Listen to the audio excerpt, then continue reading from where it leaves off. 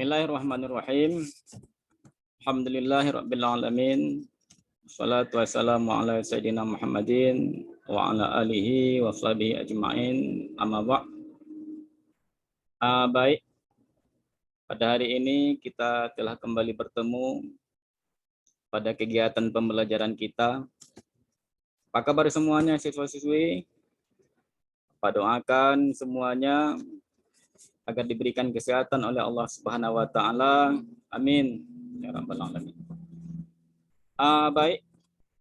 Pada pertemuan kali ini kita akan mengikuti pembelajaran agama Islam dengan materi yaitu pernikahan di dalam Islam. Selanjutnya, sebelum kita mulai materi ini, marilah sama-sama kita berdoa dengan mengucapkan Ummul Al-Fatihah. A'udzu billahi minasyaitonir rajim. Bismillahirrahmanirrahim.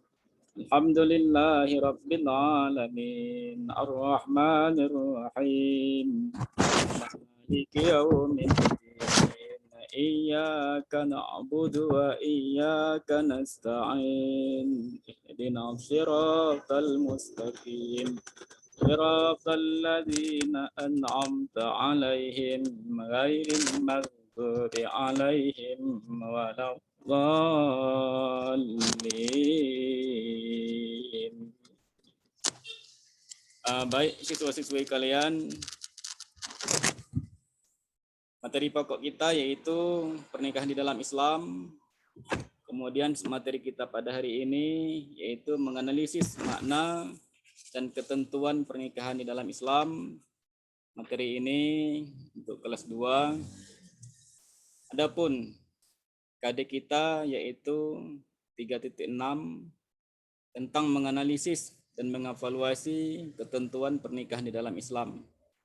Kemudian adapun tujuan pembelajaran kita pada hari ini yaitu diharapkan kepada semuanya peserta didik dapat menentukan konsep-konsep tentang pernikahan di dalam Islam.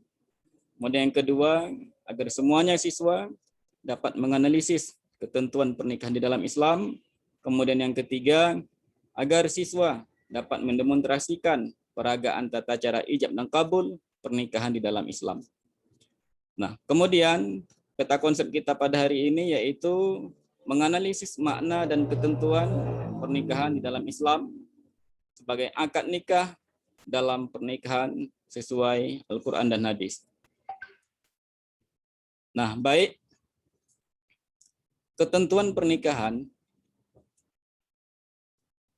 Yang pertama adalah pengertian pernikahan.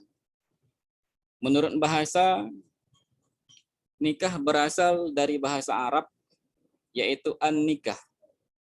Adapun secara harfiah, artinya adalah himpunan, ataupun kumpulan, ataupun hubungan intim. Kemudian adapun secara denotatif, kata an-nikah digunakan untuk merujuk makna akad. Adapun secara konotatif, pengertian dari pernikahan itu adalah merujuk pada makna hubungan intim. Nikah secara syariah adalah akad yang membolehkan ataupun yang menghalalkan hubungan intim dengan menggunakan kata angkah tuki ataupun menikahkan, zawaj tuki ataupun mengawinkan.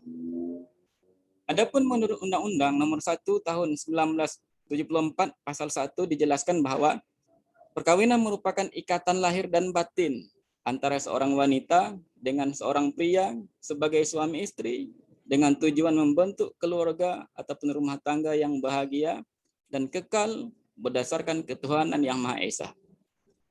Nah, setelah kita mengetahui tentang pengertian nikah, kemudian kita akan melanjutkan dengan hukum pernikahan.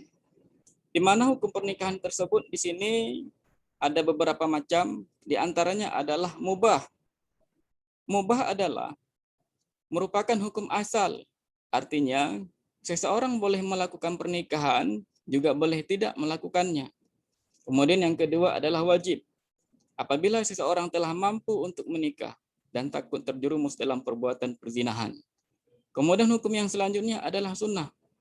Sunnah, apabila seseorang telah mampu memberi mahar dan penghidupan kepada calon istri dan ia mampu mengendalikan nafsunya dari perzinahan. Kemudian makruh. Makruh, apabila seseorang melakukan pernikahan tapi ia mampu mengendalikan dirinya dari perzinahan. Kemudian yang terakhir hukumnya adalah haram. Haram ini apabila seseorang melakukan pernikahan dengan tujuan menganiaya istrinya. Misalnya, ia belum mampu menikah tetapi memaksakan diri untuk melakukannya sehingga ia tidak mampu memberikan kebutuhan keluarganya. Nah, kemudian jenis-jenis pernikahan. Jenis pernikahan di sini ada 3 macam. Yang pertama adalah poligami. Poligami ini bentuk perkawinan seorang laki-laki dengan lebih seorang wanita. Kemudian yang kedua adalah poliandri. Perkawinan seorang perempuan dengan seorang laki-laki lebih dari satu. Nah, ini hukumnya adalah haram. Kemudian yang ketiga, jenis yang ketiga yaitu monogami. Yaitu perkawinan tunggal.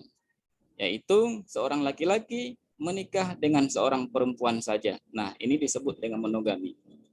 Nah, kemudian berikutnya, mengenai tentang dalil Al-Quran dan hadis tentang hukum pernikahan.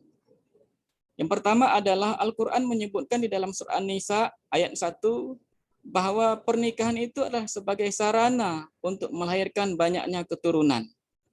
Kemudian yang kedua, Al-Quran surah An-Nur ayat 32 menyatakan bahwa dengan adanya pernikahan, Allah Subhanahu wa taala akan memberikan kemampuan kepada kita.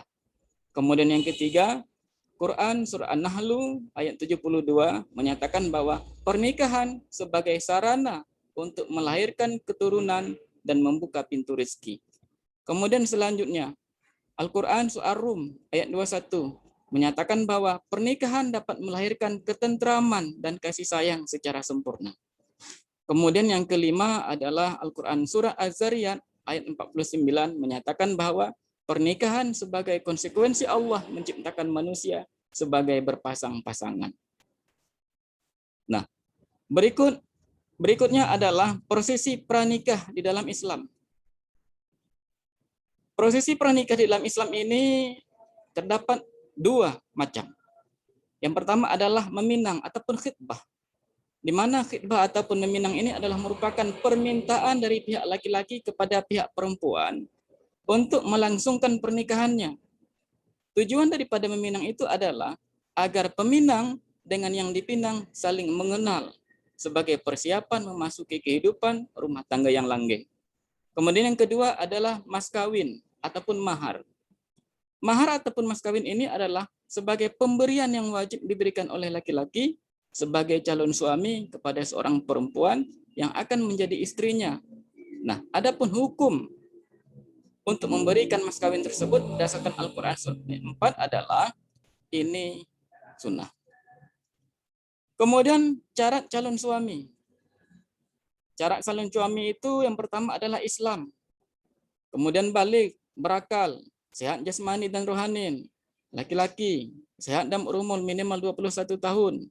Sesuai dengan Undang-Undang Nomor 1 Tahun 1974. Kemudian yang kedua adalah syarat calon istri, yaitu Islam, balik, berakal, sehat jasmani dan rohani, perempuan sejati, dan berumur minimal 19 tahun, juga menurut Undang-Undang Nomor 1 Tahun 74. Kemudian syarat wali nikah.